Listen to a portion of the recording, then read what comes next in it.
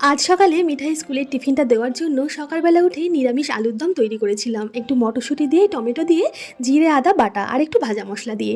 তার সাথে কিছু রুটিও বানিয়েছিলাম দেবো বলে, কিন্তু পাউরুটিওয়ালা বাড়ির সামনে এসেই গন্ডগোলটা করে দিল। প্ল্যান চেঞ্জ হয়ে গেল।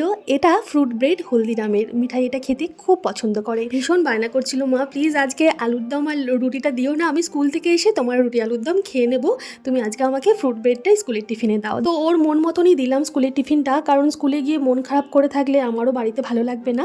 4টে ফ্রুট ব্রেড দিয়ে দিলাম আর কয়েকটা আঙুর দিলাম। গরমের ভাব একটু পড়তে না পড়তেই বাজারে প্রচুর মিষ্টি আঙুর চলে এসেছে, সাথে ভীষণ মিষ্টি একটা জামরুল দিয়ে দিলাম, সাথে দিয়ে দেবো জল 1 বোতল। আগে যে জলের বোতলটা স্কুলে নিয়ে যেত, মুখের কাছটা যে ছিদ্রটা, ওটা দিয়ে কন্টিনিউ জল লিক করতো, তাই একটা নতুন জলের বোতলকে দিলাম। এটা দিয়ে জল আর বেরোয় না। কেমন লাগলো আজকে টিফিন বক্সের আইডিয়া জানাবেন ছোট্ট একটা কমেন্ট করে। ধন্যবাদ।